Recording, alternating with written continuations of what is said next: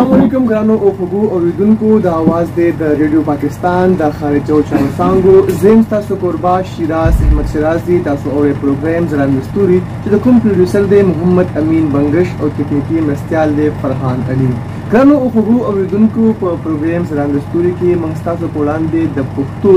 یا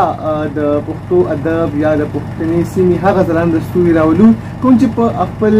فیلډ کې د پښتو خدمت کوي د پښتنو خدمت کوي کاغه صحافیان دي کاغه پوهان دي که شاعران دي که لوبغاړي دي که فنکاران دي همدغه شان په ننني پروګرام کې سره هم یو داسې ځوان صحافي موجود دی چې کوم بلا مدور شو په سرخا اسلام آباد کې مختلف ټي وي چینلونو سره یا مختلف چې کوم ریډیو سټیشنز دي باید یې کار کړی دی د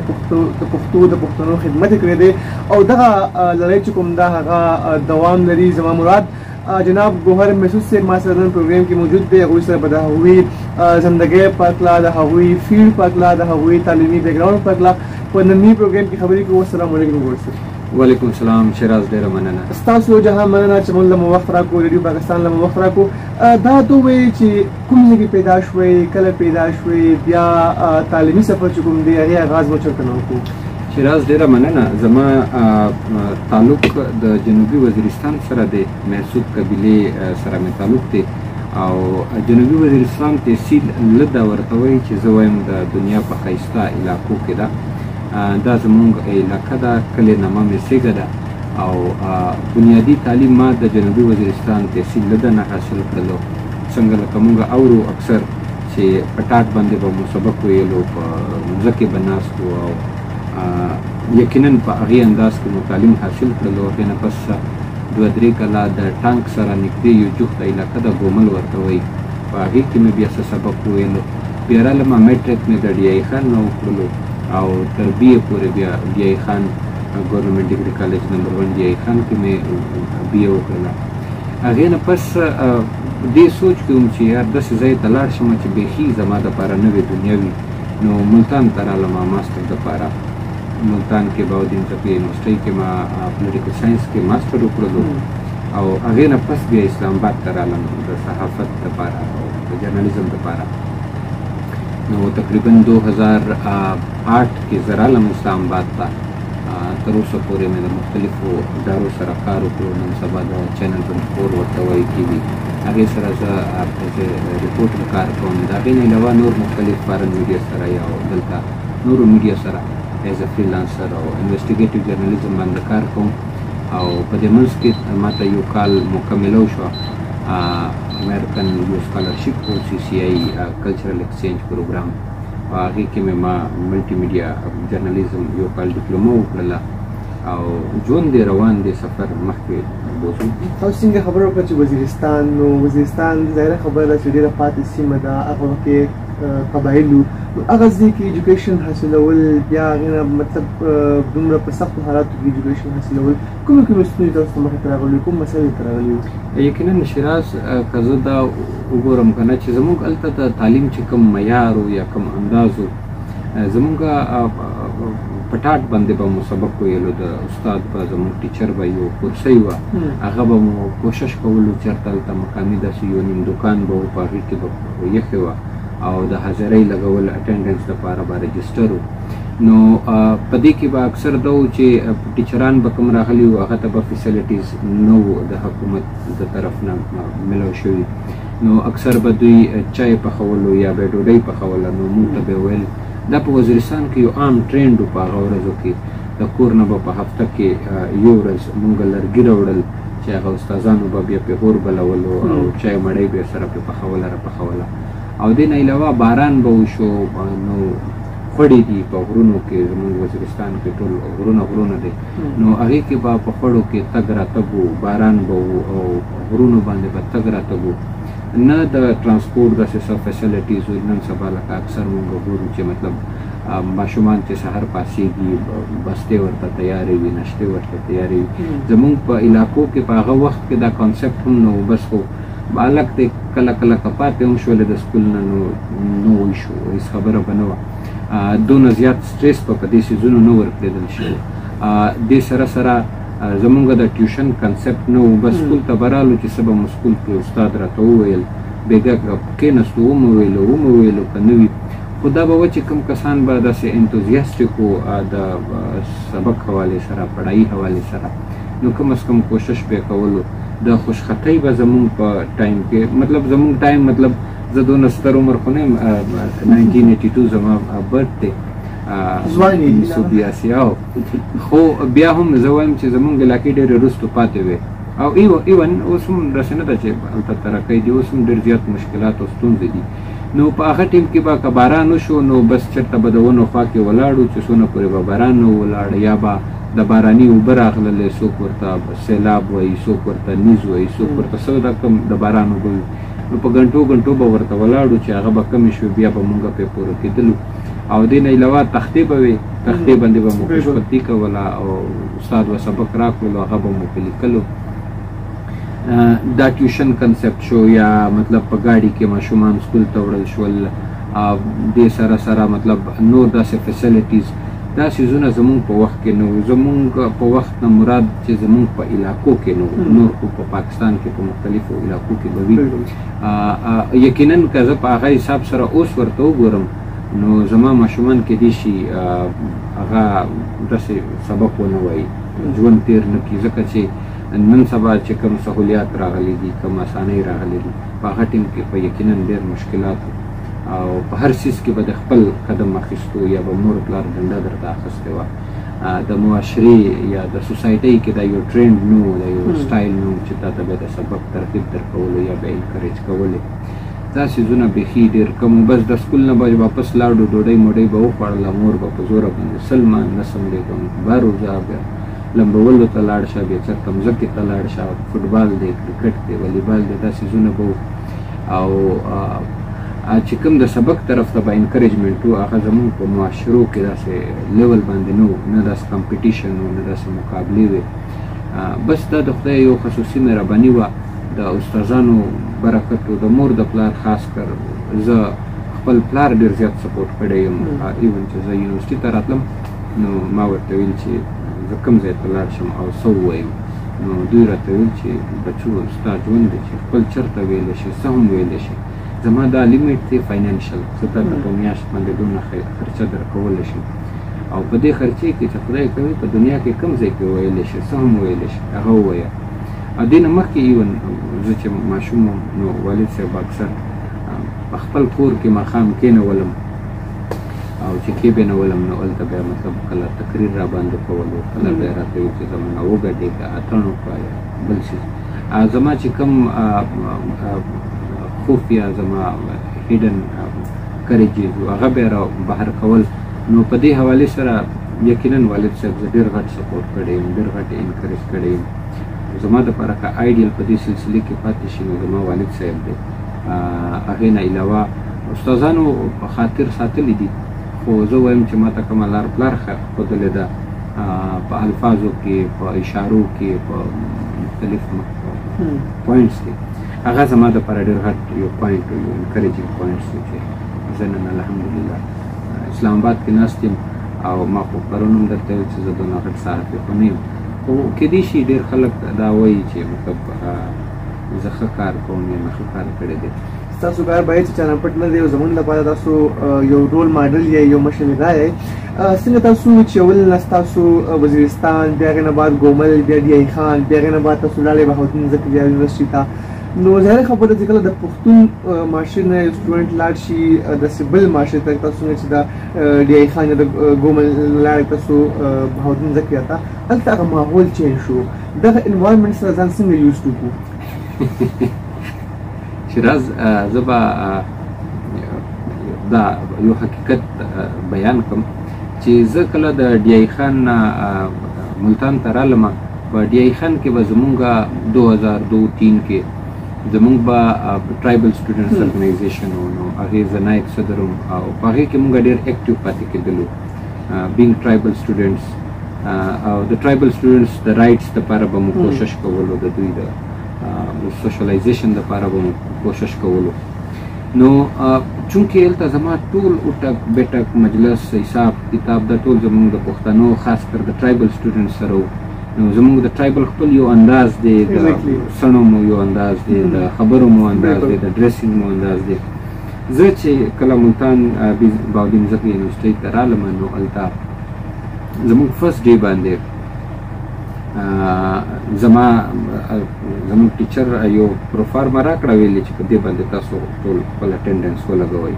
نو دیٹ واز ا ویری فرست ډے فور می د جنکو سره په فیمیل سره په کلاس کې کېناستل دې نه مخکې ما د جنکو سره سبق نه ویلی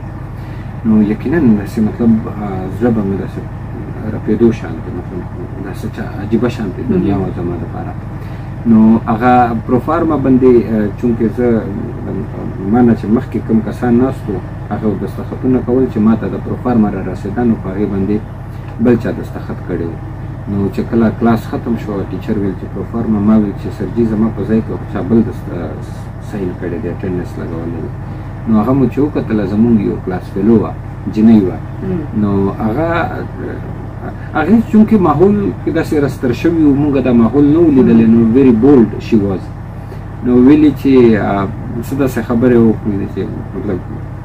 ته خو چا پټان وکړه نه یې وټینګړې که نه غلطي شوې ده ته دونه دونه چغې وایي که نه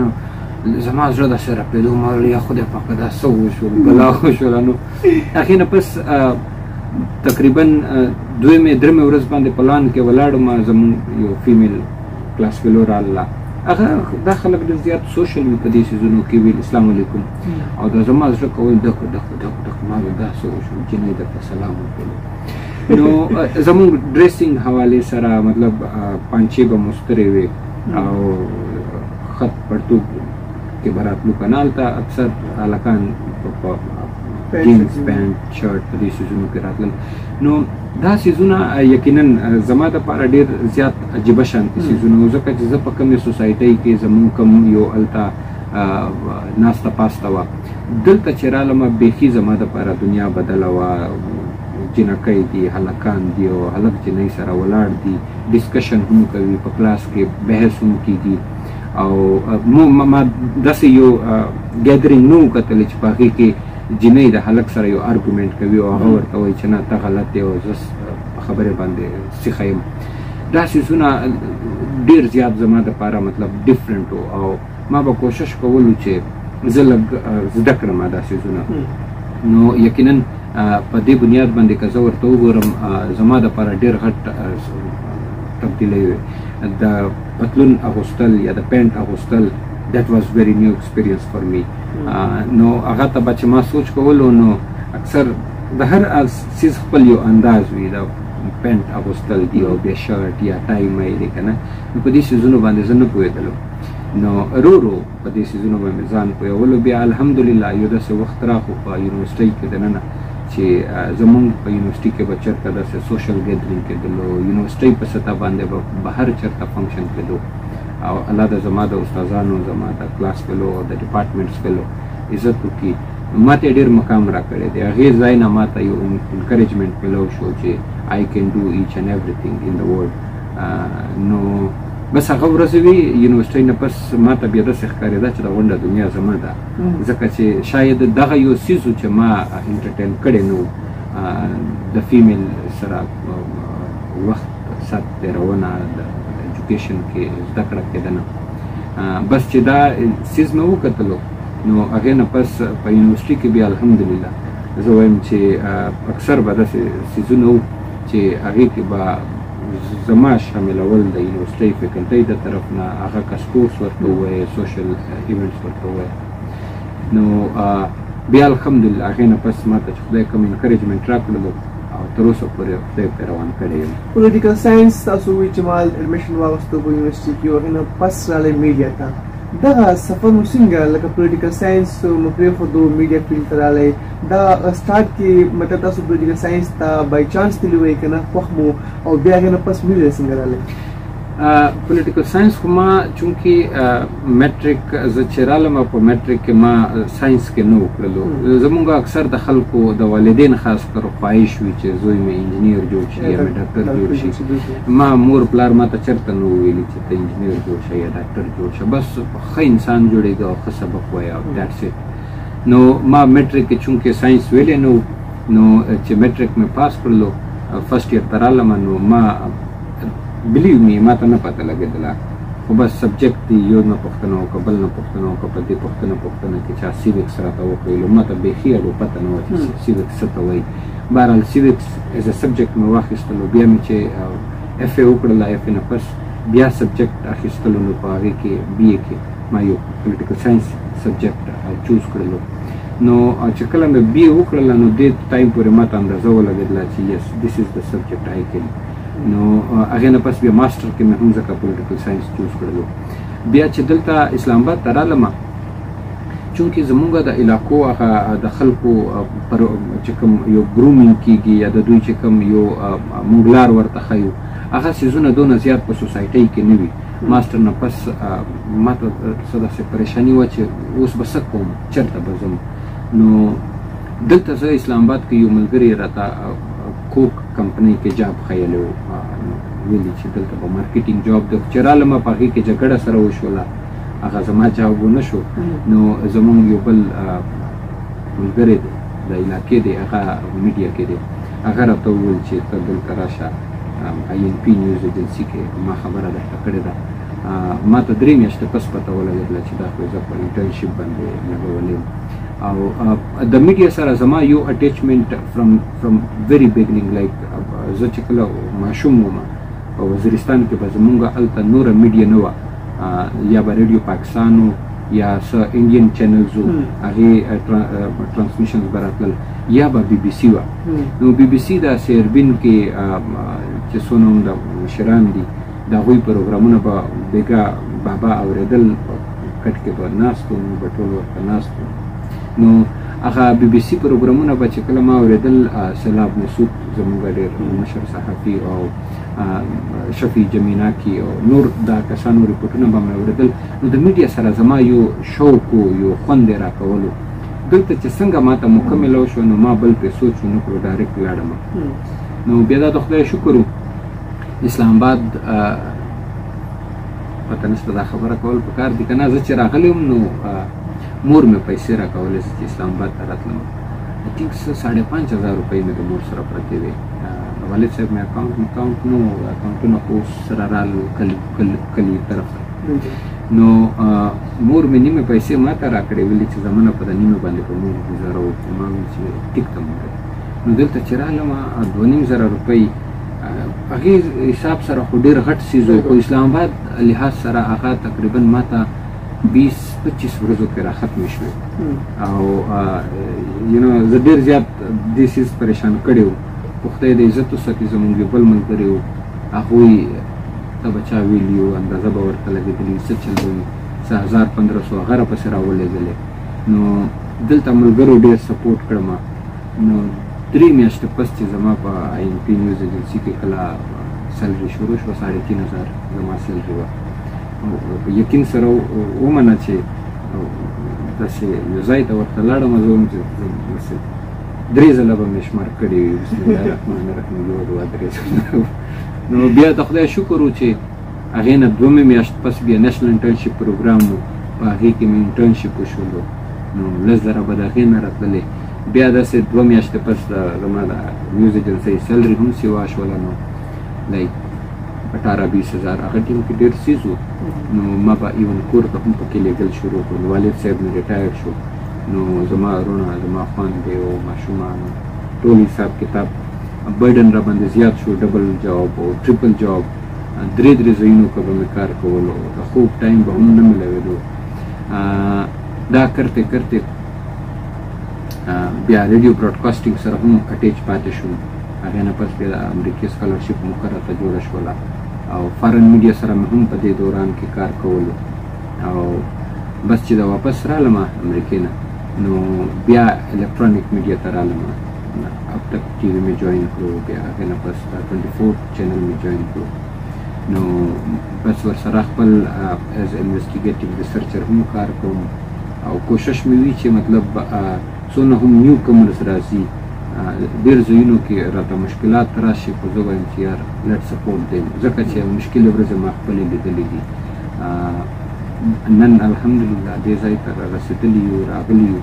او کوشش مو دا وي چې نیو کمرز که په سم شکل کې وي چې څه دونه مطلب دوی ته لار مخکې کړو که چېرته په چا کې ګټس وي خو هغه به پرې روان شي، که ګټس نه وي د ریل پټلۍ د هغه به سایډ ته شي. دا د زندګۍ یو مهمې حیثیت تېرې شوي دي. موږ چې کله اسلام آباد ته راشو دلته کې ظاهره خبره داسې ماحول دی چې دا خبره کوم کوم د پکار خو باید چې موږ وینو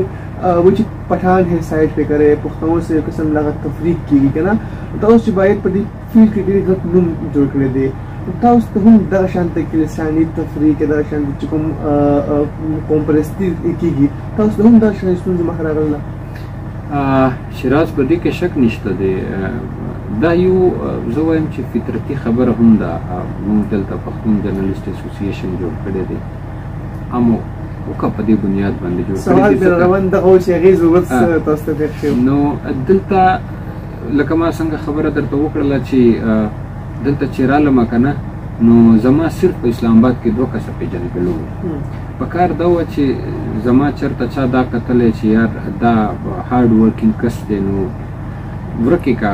هو هی ایز د کوم ځای دی د کومې ژبې دی څه شی دی بس کار کوي اخته دی مطلب محنت یې شروع کړی دی خو هغې سره سره ما څو ځله دا څیز ومې هم اورېدلو ومې هم لیدلو چې بینګ پښتون کیدای شي د چا د پښتنو سره نفرت نه وي یا مطلب زیاتوب نه کول غواړي خو دا ممکنه ده چې کیدای شي بل زما په مقابله کې چې کوم لوکل کس دی هغه چاهې د سند دی د بلوچستان دی سرایکي دی یا پنجاب دی د هغوی دلته کانټیکټس زیات وي رابطې زیاتې وي نو زه به پاتې کېدم او خو هار ما نه دی منلی په یو ځای کې هم دا څیزونه ما فیس کړي دي د علاقایت په بنیاد باندې هم د ژبې په بنیاد باندې هم زه وایم چې زموږ د پاکستان د معاشرې د ترقۍ دا یو ډېره غټه بدقسمتي ده چې دلته د کس کار ته نشي کتل بلکې هغې ریفرنسز ته کتل شي. نن اته کاله مخکې به ما چې چاته خبره کوله چا به زما فون نه اخیستو نن کیدای شي په 10 ځایونو کې زه کس ریفر کوم نو هغه کس ډایرکټ اکسپټ شي. زه وایم دا نه دی پکاره مطلب شیراز یو کار کولی شي ماته دا نه ده پکار چې شیراز د کوم ځای دی شیراز څنګه دی ښایسته دی ګوډ دی کوڼ دی څه هم دی شیراز کار کولی شي دیټس انف خو چونکې دا څیز دلته ما ونه لیدلو پښتون جرنالست اسوسییشن تاسو اوس کې خبره راوستله چې ما دا سوال کولو زه به یې په جواب درشم اګزیکټلی د دې وجه هم دغه وه موږ به دلته چې نیشنل پریس کلب کله جوړېدو دا F6 کې نو دلته به چې راتلو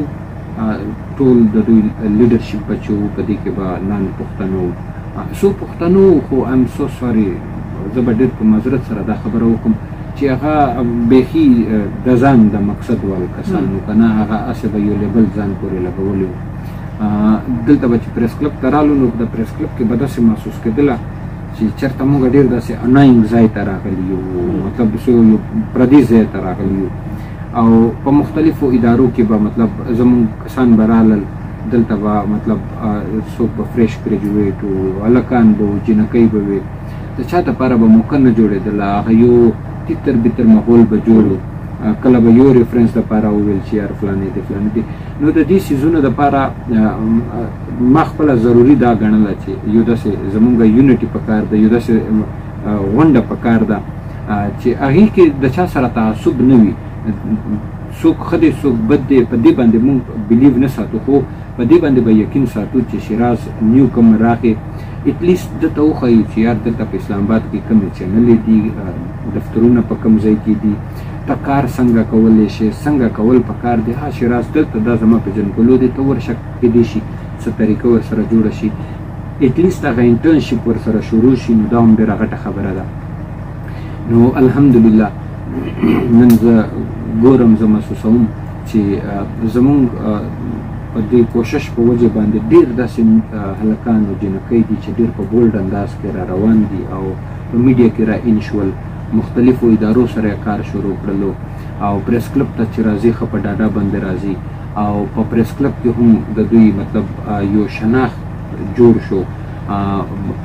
هغه انداز نه دی چې مخکې به مطلب دوی د خپل پریس کارډ پوښتنه هم نشو کولی نن الحمدلله یو حوصله یو کانفیډنس راغلی دی نور به دا څیز څنګه مخکې وچلي څوک به وچلوي خدای دې وکړي چې ښه روان وي خو زه وایم چې اټلیسټ دا ډېر غټ کار وشو چې کم از کم دلته دا خپل ځانونه خلکو زموږ پښتنو صحافیانو اون کړل یې کړل چې مطلب موږ په اسلام آباد کې په سرخار کې صحافت کوو نو وی کین ډو چې بل څه کولی شي هغه موږ هم کولی شو نو په دې بنیاد باندې دا څیز موږ شروع کړلو څو فنکشنز مو هم وکړل مختلف ځایونو کې ګیټ ټوګیدر هم وشي او د یو د بل څه ضرورت وي څه خدمت وي د یو د بل سره تعاون هم کېږي یو انټروډکشن وشو یو رابطه وشو شیراز څوک دی طاهر خان لالا څوک دی هارون رشید صاحب څوک دی حسن خان څوک دی فلانې نو د یو د بل انټروډکشن هم وشو په وخت په موقع باندې مختلف فنکشنز کې ملاو شي ملاقات وشي د یو د بل کار وي صحافت ټول په کمیونیکیشن باندې کېږي په کانټیکټ باندې کېږي په سورسز باندې کېږي نو زموږ د خلکو سره به دا څیز ډېر کم و او الحمدلله په پارلیمنټ کې هم په بیوروکراسي کې هم په سیکریټریټ کې هم اوس زموږ صحافیان چې دي یو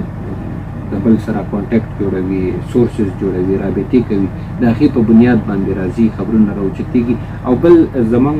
د دې تنظیم سره یو غټ مقصد دا و چې فار ایگزامپل زه د وزیرستان سره تعلق لرم نو په وزیرستان کې خو زما د چینل 24 دفتر نشته دی کېدای شي نماینده هم نه وي نو د وزیرستان زه ټیک ده دلته اسلام آباد دپاره زه خپلې ادارې اخیستې یم نو که چېرته زه په هفته کې 2 ورځې 3 ورځې د وزیرستان دپاره ریپورټینګ وکړم د دوی په ښایست باندې وکړم د دوی په ښې خبرې باندې وکړي د دوی په ستونزه باندې ریپورټینګ وکړم نو دا کم از کم زما دپاره ښه خبره ده دغسې شیراز فار ایگزامپل د بلوچستان نه دی او بل د پېښور نه دی څوک د مردان نه دی نو هر کس دلته چې په اسلام آباد کې ناست دی ایټلیسټ چې د خپلې علاقې هغه ایشوز چې کومه نیشنل میډیا باندې نه اوچتېږي دلته د اسلام آباد نه موږ هغه ایشوز د اسلام آباد نه په نیشنل میډیا راوچتوو او د خپلو خلکو په دې بنیاد باندې موږ ورسره ملاتړ هم کوو ملګري هم کوو او سپورټ ورسره شو تاسو سره په دغه تنظیم کې څومره ممبرز دي او څومره فنکشن مو ترې ټیم پورې کړي دي موږ سره دلته په دې تنظیم کې تقریبا مور دین 150 نه زیات میل فیمیلز یس میل فیمیل 150 نه زیات را سره کسان دي او په دې کې موږ یو 2 غټ فنکشن په پریس کلب کې وکړل د پښتون کلچر په نامه باندې په ثقافت په نامه باندې په هغه کې تقریبا موږ یو پروګرام کړی و 70-80 کو موږ صرف شملې تقسیم کړی و پګړۍ چې موږ ورته وایو هغه مو صرف د دې لپاره کړی وي چې خلکو ته زموږ د کلچر پته ولګي او ورسره پښتانه پارلیمنټریانز مو راغوښتي وو پالیټیشنز وو پکې بزنسمین وو پکې جرنالیست وو پکې نو د ټولو یو انټریکشن کول مقصد و چې زموږ جونیئرز چې کوم دي هغه کېدای شي د ایم این اے سره د سینیټر سره یا نور پالیټیشن سره فرینک ګپ شپ نه وي نو موږ هلته یو پروګرام وکړو په هغې پروګرام کې موږ د میوزیک پروګرام هم ورته ایښی و اتڼ متڼ چې دا ټول سره نږدې شي سره پېژندګلو شي تعارف وشي انټروډکشن وشي نو دوی به یو د بل سره نږدې شي او د خپلې علاقې مسلې به په اسلام آباد کې ناست وي او د دې ځای نه به یې اوچتوي دې نه علاوه موږ څو ګیټ ټوګیدر پروګرامونه وکړل افطار پارټۍ مو وکړلې او دلته خاص کر چې کله په پریس کلب کې ممبرشپ کېږي ممبرشپ دپاره مو کوشش وي چې کوم زموږ اکچوال کسان وي زموږ حقداري کسان وي د ممبرشپ لایق کسان وي نو هغې دپاره موږ فایټ وکړو د پریس کلب د صدر سره د پریس کلب چې کومه کمیټي جوړه شوې وي په هغې کې موږ اثرانداز شو او ورته وایو چې دا زموږ حقداري کسان دي ولې به دې ته ممبرشپ نه ورکوي نو هغې ممبرشپ په بنیاد باندې زموږ کسان به نور هم انکریج کېږي او صحافت کې به مخکې راځي او دې نه علاوه په دې بنیاد باندې الحمدلله زه وایم چې دا موږ ډېر ښه کار کړی دی چې څو زموږ داسې نیو کمرز راشي جونیئرز راشي انټرنشپ دپاره هم ریفر کوو مختلفو ادارو کې او هغې نه علاوه چېرته د جاب موقع راشي هغې کې هم ریفرنس ورکوو کوشش مو وي چې داسې کسان چې هغه ضرورتمند هم وي او حقداري هم وي چې هغه کم از کم پاتې نشي موږ یې پروموټ کړو دومره غټ سفر تاسو د وزیرستان نه ګومل بیا ډی خان بیا ملتان امریکې ته پتون لاړئ نو په دغه سفر کې تاسو ته څه خاص ایوارډز کوم میلاو شوي دي تاسو لپاره ډېر یادګار دي شیراز یقینا ما چېرته ګڼلي نه دي په یقین سره ما ته امریکې کې هم ایوارډز ملو شوي دي. ما یو ستوري کړې وه په ډرون حملې باندې، هغې باندې ما ته یو انټرنیشنل ایوارډ ملو شوی و. کشمیر حوالې سره بیسټ ریپورټینګ ایوارډ راته ملو شوی دی او بریو جرنالیسټ ایوارډ راته ملو شوی دی او مختلف. په یقین سره دا اوس تا سوال وکړلو ما چېرته ګڼلي نه دي او پته نشته دی ولې نه خوند کوي، ښه څیز دی. آی جسټ بلیو ان ورک، مطلب بس په کار باندې یقین ساتم او دا زما کور کې دا ایوارډونه مې وارډونه اخوا دېخوا پراته وي نو ما چېرته هم سره سیټ کړي نه دي دا ډیکوریشن آی ډونټ نو، پته نشته دا ښه خبره ده بده خبره ده، معذرت سره که چاته بده ورلګي یا داسې اکوټ غوندې ښکاري، خو ما شمار کړي نه دي.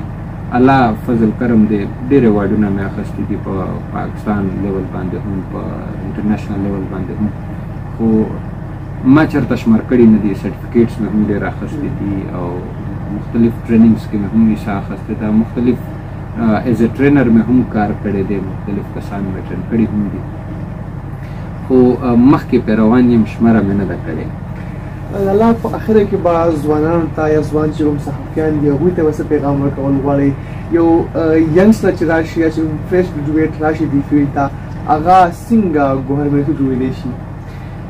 یار زه خو وایم چې الله پاک ته ګوهر محسود نه غټ جوړ کړي، دا به زما دعا وي. خو یو دوه خبرې دي، ګورې بینګ پریکټیکل او بینګ آیډیلسټیک کې ډېر زیات فرق دی. مونږ که چېرته غواړو چې زه مطلب کار وکړم نو مونږ چې څه سوچ دی هغه مونږ پریکټیکل جوړوو او چې کوم کار دی په هغې کار باندې پریکټیکل کار کوو، نه کې صرف هسې مونږ خبرې کوو یا سوچ کوو. بل چې کله هم ته دې ځای نه هغې ځای ته جمپ وهې که نه نو لازمي خبره ده ته به ځای چینج کوې. چینج تبدیلي فرض ده چې څونه پورې ته په ځان کې تبدیلي نه راولې د خپل یو ټارګېټ دپاره دونه پورې تا سره موقع نه برابرېږي. نو زه وایم چې د خپل ځان تبدیلي انتهایي ضروري ده د خپل ټارګېټ حاصلولو دپاره، هغه چې په څه هم مینس باندې وي. ډېر زیاته مننه ګرانو اورېدونکو، دا و زموږ نننی پروګرام څخه ستوري چې په کوم کې موږ سره مېلمه و ځوان صحافي ګوهر محسود صاحب د هغوی ژوند په هکله د هغوی دغه کاروبار په هکله موږ تاسو سره خبرې اترې وکړې. په دغه پروګرام کې به ستاسو په خدمت کې یو بل مېلمه سره بیا حاضرېږو. تر هغې پورې خپل کوربه شیراز احمد شلیل یاد ورکړئ. په لوی الله مو سپارم، د لوی الله په امان. تاسو اوس اورئ د یو زبان پروګرام اواز دوست.